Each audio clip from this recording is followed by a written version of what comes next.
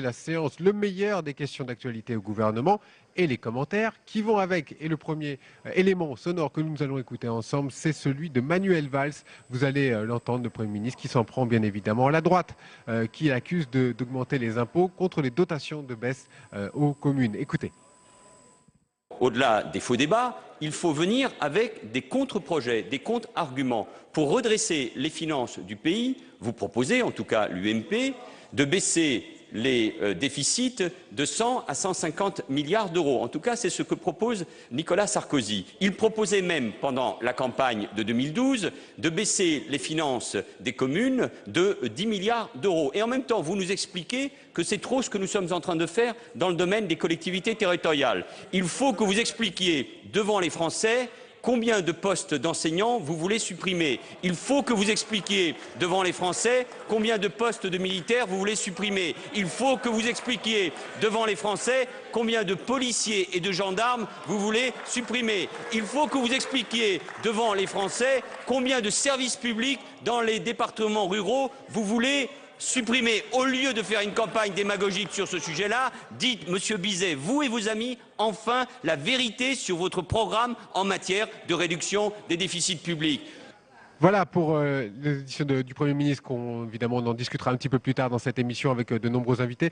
En attendant, le ministre de l'économie est avec nous, de l'industrie et du numérique. Merci Emmanuel Macron de nous rejoindre. Votre texte est en discussion actuellement ici au Sénat. Est-ce que vous qui aimez aller assez vite, assez loin, assez fort, vous ne trouvez pas un petit peu le temps long? Non, pas du tout. D'abord parce que nous avons des débats riches, nourris. Ils sont importants. Ils permettent d'éclairer un texte sous tous ses aspects. Donc ils permettent d'ailleurs de faire un meilleur texte. Parce que je crois qu'on a pu corriger des éléments qui sont parfois des éléments de droit. Écoutez, on ne partage pas tout. La sensibilité, la majorité sénatoriale, on l'a entendu, on l'a vu. Pas échappé, n'est pas forcément la majorité gouvernementale, mais je crois que ça se fait dans un esprit vraiment de construction. Et il y a beaucoup de choses. Ce matin, on a eu une très longue et belle discussion sur justement la couverture mobile et fixe de notre pays, qui est un sujet essentiel sur le plan économique comme sur le plan politique. Et il y avait un très fort consensus. Et là, on a enrichi le texte. Et je crois que la discussion qu'on a pu avoir ce matin et les votes qui en sont sortis, ce sont la preuve en quelque sorte que cette discussion est utile. Juste une question de programme, vous espérez un vote à partir de quand?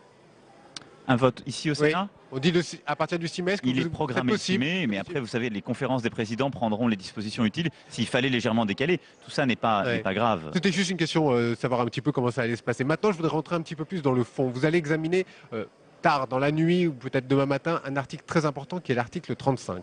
Sans être spécialiste, sans être trop technique pour les téléspectateurs, il s'agit simplement de donner une sorte de coup de pouce de l'État aux entreprises qui veulent investir. C'est bien cela. Est-ce que pour vous, ce serait l'élément un peu le plus phare de votre texte? J'ai coutume de dire que si la croissance de l'activité en France pouvait repartir avec une mesure, je pense que collectivement, nous l'aurions vu depuis bien longtemps et nous l'aurions prise.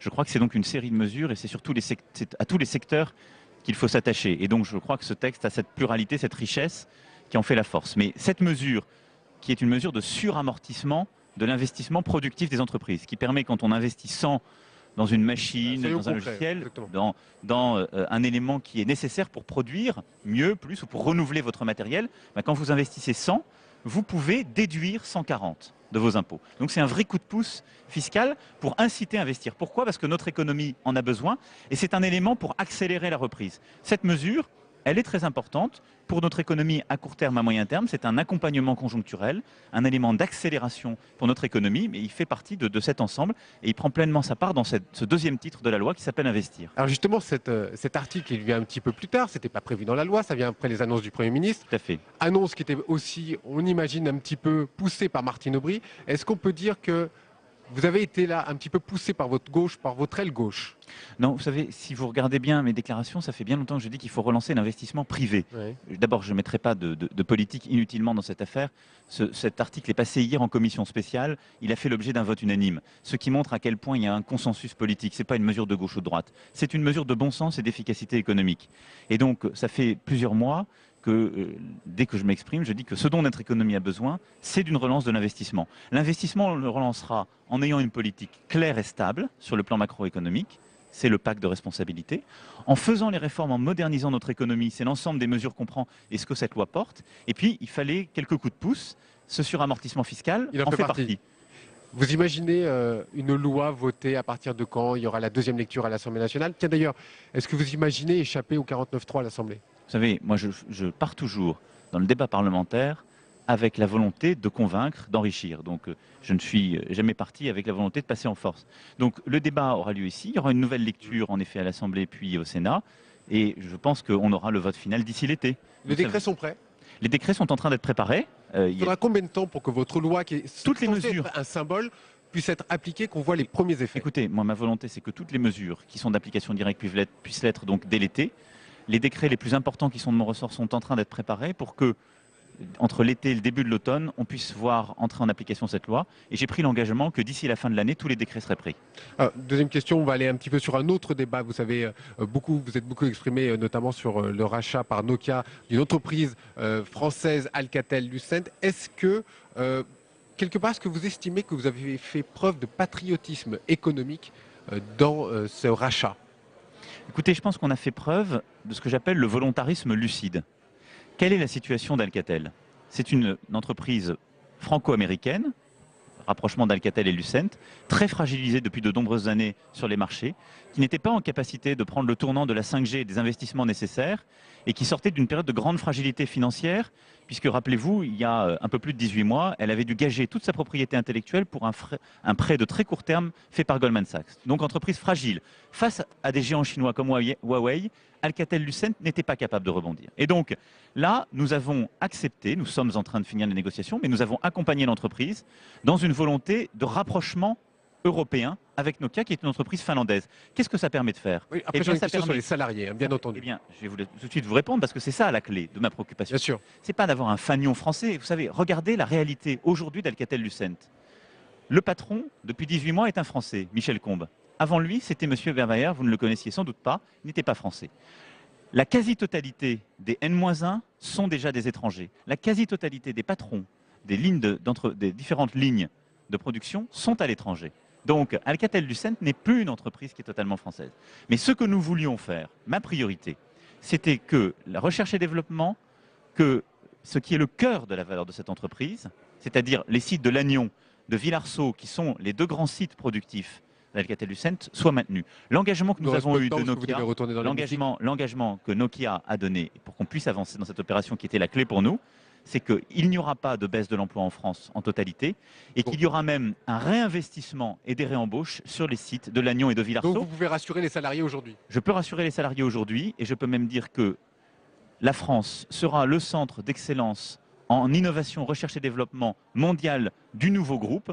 Ce sera le centre d'excellence mondial en matière de télécommunication de ce nouveau groupe, où on fera la 5G, la cybersécurité et ce qu'on appelle les small cells. Emmanuel Macron, vous connaissez Bruno Retailleau, le patron du groupe UMP ici au Sénat. Merci de nous rejoindre. Je termine une petite question avec Emmanuel Macron. Évidemment, si vous voulez poser une question? Non, non, mais écoutez, il a une coiffure qui est toute fraîche. Et donc, vraiment, c'est important de lui poser les questions. Il est là pour ça, il va vous répondre.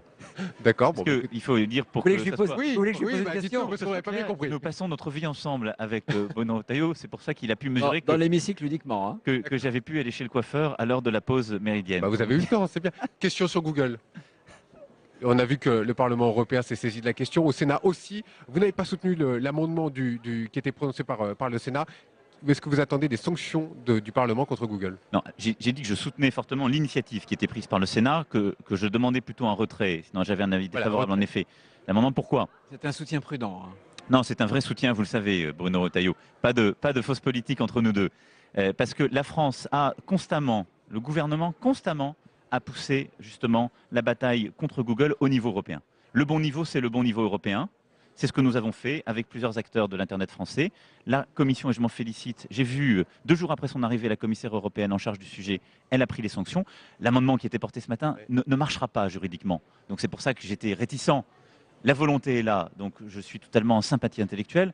L'amendement n'est pas efficace sur le plan du droit et je préfère avoir des armes efficaces. Et donc l'Europe doit nous aider à nous battre contre Google sur le plan de la concurrence et des opérateurs. Nous devons nous protéger le droit des utilisateurs. C'est ce que le gouvernement a déjà pris par une loi l'année dernière. C'est ce que je me suis engagé à renforcer, ce que j'ai déjà renforcé par les contrôles. C'est ça les bons instruments. Dernière toute petite question, il y a un fleuron français qui s'appelle Renault. L'État est rentré avec un peu plus d'argent chez Renault. Ça se joue aujourd'hui. Est-ce que vous avez un problème avec Carlos Ghosn? Pas du tout. D'accord. Carlos Ghosn a la pleine confiance du gouvernement. Sa stratégie, nous la soutenons. Nous sommes à ses côtés. Simplement, le gouvernement a fait voter une loi sur les droits de vote double qui existe dans de nombreux pays. La Suède, pour ne citer qu'elle, et beaucoup d'autres. D'autres opérateurs, d'ailleurs, d'autres actionnaires défendent ces droits de vote double. Je vois M. Bolloré dans le groupe Vivendi, je vois les choix qui ont été faits par Veolia. Et donc, nous avons simplement décidé de défendre nos droits. Et pour avoir une minorité qui empêche de vraiment contrevenir à cette loi, nous avons décidé d'acheter quelques actions qui seront revendues dès après l'Assemblée générale. Peut-être d'un mot de Bruno Retailleau, puis évidemment, je vous laisse retourner dans l'hémicycle. Un mot sur l'amendement sur Internet et sur Google. C'est un amendement que j'avais co-signé avec Catherine Morin-Desailly. C'est un amendement, effectivement, qui n'emporte pas de conséquences juridiques particulières, mais il est extrêmement important parce qu'il a d'ailleurs été voté à la quasi-unanimité. On a besoin d'une volonté politique. Il a fallu 5 années à la commission bruxelloise pour commencer à bouger. Encore, on ne sait pas si après la communication des griefs, on ira au-delà. On ne peut pas supporter qu'un moteur de recherche totalise pratiquement, en monopolisant 90% du marché sur cette dimension-là, mette en avant régulièrement ses propres offres de services et en plus aujourd'hui a un projet qui est un peu inquiétant qu'on appelle le transhumanisme, une sorte de dépassement de l'homme par la technologie. Alors, on ne rigole plus du tout. Je pense que c'est très inquiétant. Je pense que tous les citoyens européens doivent se mobiliser et j'espère que le gouvernement et au-delà, les autorités de Bruxelles feront preuve de fermeté. On ne peut pas être ferme vis-à-vis des entreprises françaises et être faible vis-à-vis des grands groupes étrangers. Je pense américains. que Monsieur le Ministre a compris. On nous attend évidemment pour retourner Non seulement dans j'ai l'hémicycle pour la compris, mais reprise. je veux bien dire que ce sujet est un sujet important. Il fait l'objet de discussions depuis 2012 avec les autorités américaines. Il fait l'objet d'une attention constante de la France dans sa politique du numérique, dans sa stratégie européenne. Et donc, c'est cette politique, je crois, que Bruxelles aussi a entendue. C'est celle que nous continuerons à relayer, avec d'ailleurs nos partenaires allemands, parce que c'est là que c'est efficace. Et en France, nous continuerons à renforcer la protection des utilisateurs, parce que c'est par ce biais-là qu'en France, nous serons efficaces, parce qu'en effet, les projets des grandes plateformes aujourd'hui doivent être régulés, mieux régulés. Merci Monsieur le Ministre. Et vous attendre. Allez-y, on Bon après-midi. vous attendre pour reprendre dans l'hémicycle. Bruno Retailleau, vous restez quelques minutes encore avec nous. On va évidemment reprendre notre débat sur un peu plus de politique, sur les impôts locaux notamment. Écoutez ce que disait le Premier ministre à l'instant dans l'hémicycle.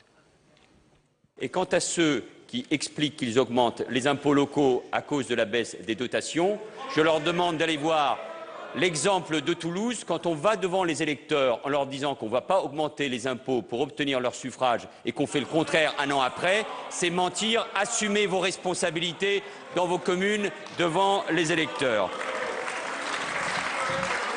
Cette dynamique de redressement des comptes publics va se poursuivre et elle suivra un rythme qui ne remet pas en cause la reprise de la croissance. Car notre priorité, c'est de préparer l'avenir, c'est de lutter contre les inégalités, c'est de tout faire pour la croissance et pour l'emploi. Et c'est pour cela que nous avons décidé de conforter le pouvoir d'achat des ménages. La baisse de l'impôt sur le revenu que nous avons décidé l'année dernière concernera à la rentrée 9 millions de ménages. Ne laissez pas croire un seul instant que les impôts augmentent à cause de nous, c'est à cause aujourd'hui de l'opposition, alors que nous allons les baisser au niveau national. C'est pour cela, bien sûr, que nous avons mis en œuvre des politiques de soutien aux entreprises. Alors, nous reprenons notre débat sur ce plateau. Frédérique Espagnac, sénatrice socialiste, nous a rejoint. Bruno Retailleau, président du groupe UMP, est avec nous également. Sur ces impôts locaux, Bruno Retailleau, tout ce qui est en cause, c'est la fameuse dotation de l'État pour les communes. C'est pour cela que des villes UMP, pas que, augmentent les impôts. Non, je pourrais vous citer un certain nombre d'exemples, au moins une dizaine. Je crois que vous allez me citer Lille, par exemple. Je fais, c'est vous qui le faites, ça me Je permet de ne pas le répondrai faire. parce que les annonces de Lille, et je vais même me dire de Je Lyon, fais- avaient été faites au préalable pendant la campagne. Bruno Les Retailleau et socialistes. après Frédérique Espagnac. Non, je fais. Ce qui ne me choque pas, c'est que les collectivités soient associées un rythme qui doit être le bon rythme, et là on est sur un rythme beaucoup trop brutal, à l'effort collectif de la nation, à l'effort aussi des Français. Ça ne me choque pas. Je fais 2 reproches au gouvernement. Le premier reproche, c'est la contradiction. On ne peut pas à la fois demander aux collectivités de faire des économies et leur mettre sur le dos, c'est-à-dire se défausser les rythmes scolaires qui coûtent de l'argent et bien d'autres dépenses. J'étais président de conseil général et je pourrais vous en faire une liste aussi. Il y a là encore une cohérence. Et là, il y a une contradiction. Et le second reproche, qui est aussi important, c'est qu'on voit bien que la proportion demandée comme effort aux collectivités est sans aucun rapport avec la part dans la dette nationale des collectivités. En clair, Mais vous avez le promis pendant gouvernement, les élections municipales que vous n'augmenterez pas les impôts. en clair, le gouvernement se défausse à nouveau en recettes et en dépenses, malheureusement, sur les collectivités. Et je pense que ces 2 reproches, il faut les écouter, quels que soient d'ailleurs les élus de droite et de gauche. Frédéric Il y a aussi Espagnac. des élus de gauche qui tiennent le même discours que celui que je vous C'est tiens pas faux, on l'a aujourd'hui. entendu. Frédéric Espagnac, Les élus de peut-être la gauche, réponse à les Bruno élus- Retailleau. Il y a les élus de gauche et les élus de droite, peut-être faire un rectificatif sur ce que je disais tout à l'heure. C'est qu'il y a quand même des élus de gauche qui ont assumé et qui assument régulièrement le fait de dire en début de mandat, on fera une augmentation. C'est le cas de Gérard Collomb qui le fait en systématique. Ça a été le cas de Martine Aubry. Bon, maintenant, au-delà de la polémique, parce que c'est pas ça, et en général, tous les deux, on n'est pas là-dessus, la question, elle est assez simple. C'est de se dire, il faut faire un constat. Bien sûr que les collectivités locales, notamment les conseils généraux, ont beaucoup dépensé. Pourquoi? Parce que l'accompagnement social a été très fort et la nécessité de le faire sur le territoire a été indispensable. Donc ça, c'est une réalité. Après, néanmoins, aujourd'hui, dans la question du fonctionnement de ces collectivités, on doit tous faire des efforts, puisque indéniablement, il faut garder l'investissement, mais dans le fonctionnement, aujourd'hui, on voit bien que des excès On ont a été faits. l'impression quand même que, sempiternelle question du matraquage fiscal qui revient, c'est un peu là-dessus que vous voulez jouer. Le gouvernement dit nous avons abaissé un petit peu les impôts de certaines personnes en France et vous les attaquez sur autre chose. On est dans la politique. Écoutez, non, politicienne. essayons justement. Alors, pour une fois, Essayons d'aller je pense un petit que peu plus loin. On Tous peut les- le faire voilà. ensemble. On peut Voilà, le faire tout ensemble. à fait. Est-ce qu'on ne pourrait pas, proposition, inscrire dans la Constitution quelque chose que tous les Français, au-delà des clivages partisans, peuvent comprendre? Celui qui décide paye. Celui qui décide paye. Celui qui décide des rythmes scolaires paye. Celui qui décide d'augmenter sur le RSA, etc., paye. C'est ça un principe de responsabilité. Et moi, je l'ai dit au gouvernement de droite, comme je le dis aujourd'hui au gouvernement de gauche, je pense que tant qu'en France, il y a une défausse des uns sur les autres, on brouille les cartes et on est dans le jeu politicien. Moi, je dis oui pour que les collectivités fassent des efforts. Mon département a été un des 5 ou 6 départements cités dans le rapport de la Cour des comptes qui était très critique avec les collectivités pour avoir précisément tenu les dépenses personnelles. C'est difficile. Mon département, je l'ai fait, donc je sais comment faire. Il faut beaucoup de volonté. Ce que j'attends aussi des uns des autres, c'est le principe de responsabilité. Oui, il y a des économies, mais non à la défausse perpétuelle. On charge la mule sur le dos des collectivités locales. Est-ce que vous avez quelque chose à apporter avant qu'on change de thème? Oui, juste en parlant de département, le mien en l'occurrence était aussi classé numéro 7, donc on est plutôt dans une C'est bonne... pas la Corrèze alors. Non, c'est pas la Corrèze, mais de toute façon, c'était les Pyrénées-Atlantiques. Donc rendre hommage à ça, dire aussi, en effet, que les investissements dans la période actuelle, 75% d'investissement public indispensable aujourd'hui sur l'emploi local. Néanmoins, revenir s'il y a aujourd'hui des demandes d'efforts sur ces collectivités locales, il y a aussi, on ne le dit pas, un accompagnement de l'État sur la DETR, notamment pour les territoires ruraux. Moi, je vois par exemple sur mon département une augmentation de dotation de 7 millions, on passe à 9 millions. Donc il y a aussi des signes qui sont faits. Il faut savoir le dire, on ne le dit pas. C'est sans commune mesure avec la baisse des dotations. Peut-être. Vous Donc- le savez, c'est une habileté. Ça peut Soyez Non, pas trop non, technique non. sur les termes, On va évidemment. rester simple. Enfin, en tout cas, je crois que le Premier ministre a fait une annonce tout à l'heure qui mérite d'être vérifiée, et en tout cas d'écouter Ah. en mai pour les collectivités locales. vérifiera. Des propos, Oui, des il y a des annonces qui doivent être faites Tout à fait. mi-mai Ah ça, pour les annonces, il collectivités. n'y a pas de problème. Non, mais en général, quand le Ah, Premier si les ministre, annonces annonces sur c'était l'investissement en, public-privé, en ça euros pourrait trébuchants, mais Bruno Retailleau. sous les euros, s'il en suffisait l'occurrence, d'annonces. quand le Premier ministre le fait, il le tient. Je crois qu'on peut lui reprocher beaucoup de choses, mais indéniablement pas ça. Allez, il nous reste 2 petites minutes sur ce débat. François Hollande, dimanche, il tient une grande émission de télé sur une chaîne privée. Oui. C'est pour souffler un peu après ces 3 ans à la présidence de l'Élysée. Qu'est-ce que vous allez faire pendant 2 ans qui restent là? Ça va être quoi le message? Écoutez, il y a déjà pas mal de choses qui ont été faites, et je crois qu'on le sait Oui, pas voyons un petit peu suffisamment. plus loin. D'accord. Première chose. Deuxièmement, je crois que le message de dimanche est important. C'est un message notamment par rapport à la jeunesse et à un certain nombre de priorités et de perspectives sur les 2 ans, en l'occurrence, puisque je vous rappelle que c'était une de ses priorités. Donc je crois que le message, en tout cas de dimanche, et les propositions qu'il fera sera importante. Et puis, je crois qu'en effet, on a 2 ans pour finir de construire. On avait dit, il l'avait annoncé, on n'aura que 3 ans difficiles et 2 ans où il relâcherait sur un certain nombre de choses en faisant des propositions concrètes. En l'occurrence, c'est ce qui se passera. Et vous, pendant 2 ans, vous allez faire quoi? Écoutez, il a raté ses 3 premières années. Il n'est jamais trop tard pour réussir. Je lui demande de se reprendre. Il a une fenêtre de tir. Elle est exceptionnelle. L'alignement astral, vous savez, avec l'euro peu cher, avec des taux d'intérêt qui sont très très bas, avec le pétrole qui est très peu cher. Il faut en profiter pour enfin faire des réformes qui seront des réformes profondes. C'est ce que je lui demande et je suis prêt à cette condition-là, s'il se lance dans des réformes structurelles pour la France, à soutenir l'effort, parce que c'est un effort pour tous les Français et je lui demande justement d'avoir le courage de faire les bonnes réformes pour les Français. C'est ce qu'il fait. Merci Bruno Retailleau, président du groupe UMP. On vous appelle déjà les Républicains ou pas? Non, pas aujourd'hui, en tout cas, aux questions. Ça va venir? On verra, on verra. Vous savez, je vais vous dire, j'ai toujours considéré que ce qui est important dans un mouvement politique, C'est les hommes et les femmes. ce sont, Pas au-delà le nom. des hommes et des femmes, ce sont les idées et les projets. Bon, Voilà. ça va. Merci beaucoup. Merci Frédéric Espagnac. Merci à vous. Merci Bruno Retailleau. Je vous propose d'écouter à présent Jean-Marie Le Guen qui lui aussi est revenu sur les questions économiques au cœur de ce gouvernement. La seule redistribution qui compte pour moi, c'est celle de l'emploi. Voilà, on a un niveau d'emploi qui est inacceptable. On a par ailleurs un pouvoir d'achat, je le signale. Nous sommes un des rares pays occidentaux et c'est la première fois depuis des années et des années que nous avons un pouvoir d'achat qui va croître de 1,5%. Regardez les statistiques qui sont données et arrêtons d'être dans ce discours, pas vous bien sûr, mais un certain nombre de gens qui viennent systématiquement nous parler de problèmes de pouvoir d'achat alors que nous sommes, et d'austérité éventuellement, alors que nous sommes dans un pays où le pouvoir d'achat croît. Voilà, on va ouvrir une autre page de débat, évidemment, aussi sur l'économie, mais on va aussi parler du droit d'asile. Et avec nous, Éliane Assassi, président du groupe communiste ici au Sénat. Face à vous, François-Noël Buffet, sénateur UMP du Rhône. Vous avez beaucoup travaillé sur le droit d'asile, on va y venir. Juste quelques petites minutes sur l'économie, par exemple sur la loi Macron. Je sais que le groupe communiste a voulu s'exprimer fortement aujourd'hui. Quelle va être votre position sur cette fameuse loi Macron? Vous avez le micro.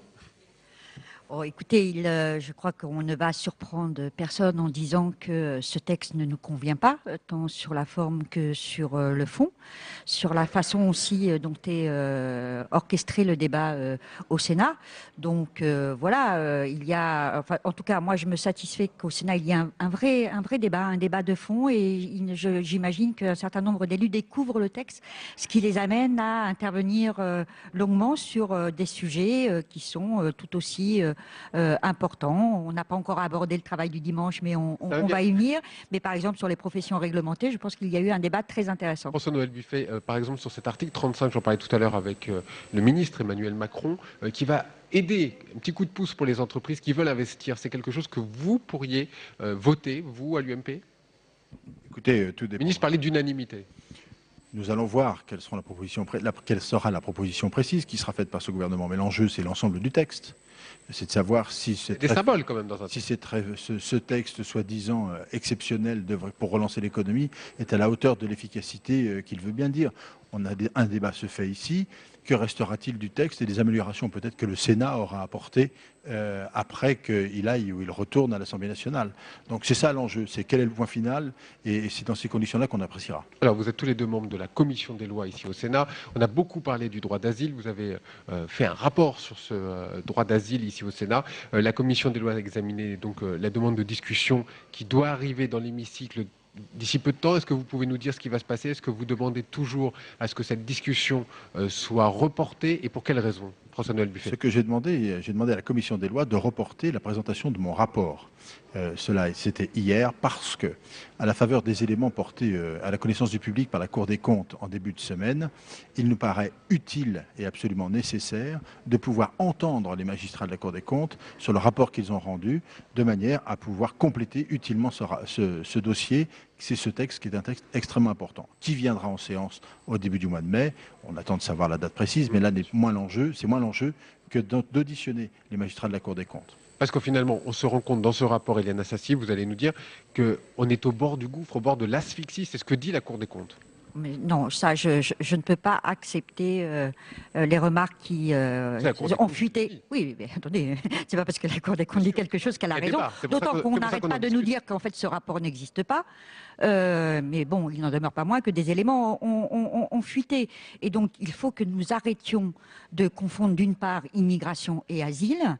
Et moi, je le dis avec force, la France n'accueille pas toute la misère du monde. Loin de là, elle est loin derrière d'autres pays Les chiffres sont en Europe. baisse en 2014. Voilà, les chiffres sont en baisse en 2014, alors qu'il y a des conflits dans des pays d'Afrique, dans des pays du Proche-Orient, etc. Et que, évidemment, des centaines de milliers de personnes subissent des violences. Et donc, une ambition, c'est celle de fuir ces violences. Et bien évidemment, on les retrouve comme demandeurs d'asile dans notre pays, mais pas plus que dans d'autres pays Ce sont eux européens. les demandeurs d'asile, François-Noël Buffet. Le problème est simple. Entre 2007 et 2014, la demande d'asile est passée de 35 000 à 65 000 demandes. Que de 2013 à 2014 sur les pays européens, c'est plus de 44% d'augmentation, avec des procédures qui durent entre 18 mois et 2 ans, ce qui est naturellement beaucoup trop long. En conséquence de quoi, on accorde l'asile à 20 000 personnes à peu près par an. Et 20 000, c'est le chiffre officiel. Et 40 000 sont déboutés du droit d'asile et restent sur le territoire national, puisque seulement 1%, dit la Cour des comptes, c'est ce que l'on doit vérifier, sont effectivement reconduits dans leur pays d'origine. Donc toute la problématique, quelle est-elle? C'est que pour celui qui a besoin d'obtenir une protection, et donc d'obtenir le statut de réfugié, le délai d'attente est beaucoup trop long. Et que ce délai qu'il y a dans votre rapport, bien sûr, et que ce délai qui est beaucoup trop long permet aussi à ceux qui veulent faire venir sur notre territoire les étrangers pour d'autres raisons d'utiliser cette filière-là. Il faut arrêter cela. Dans le rapport que vous avez peut-être vu, entreaperçu, je ne sais pas, quelque chose à reprocher? Je pense qu'il y a des choses sur lesquelles on peut être d'accord sur l'idée de réduire les délais, etc. Je pense que ça, là-dessus, il y a unanimité. Après, il faut rentrer plus avant dans le texte et remarquer qu'il y a un certain nombre de choses qui, en tout cas, nous, ne nous conviennent pas. Moi, j'ai reçu les associations qui travaillent spécifiquement sur la question d'asile et il y a des sujets comme les droits des demandeurs d'asile qui peuvent être rognés, on a les problèmes d'hébergement, enfin bon bref, il y a tout un panel de problèmes qui existent encore dans ce texte et donc nous attendons avec impatience le débat parlementaire dans de bonnes conditions pour approfondir ce débat et essayer d'apporter des réponses concrètes à de vraies questions. Je rappelle quand même qu'on parle de gens et qu'il y a eu encore des centaines de morts il y a quelques jours en pleine Méditerranée. Ce sont des gens qui ont fui des persécutions dans leur pays. Je crois qu'il y a deux choses à avoir bien en tête. L'asile, ce n'est pas la politique d'immigration, ça n'a rien à voir. C'est la protection individuelle de gens menacés dans leur pays, première chose. Deuxième chose, la procédure doit être rapide, et tout le monde est d'accord là-dessus, pour faire bénéficier de cette protection ceux qui en ont besoin. Troisième chose, il faut éviter à tout prix de créer chaque année 40 000 déboutés qui rentrent dans le statut de l'immigration clandestine. Parce qu'après, ils sont sur le territoire, on ne sait pas. Bien sûr, ils rentrent dans le statut de l'immigration clandestine et c'est une catastrophe. Donc le premier enjeu, c'est un constat qui soit partagé. C'est ce que je souhaite comme rapporteur. Après, évidemment, sur les mesures que l'on va proposer, il y aura sans doute des discussions et des divergences. Mais l'objectif, il faut aller à cette simplification, à ces délais courts et au fait de ne pas produire des gens en situation irrégulière de par le système lui-même. Un petit mot, ce sera le mot de conclusion, réduire les délais, oui, rogner les droits, non.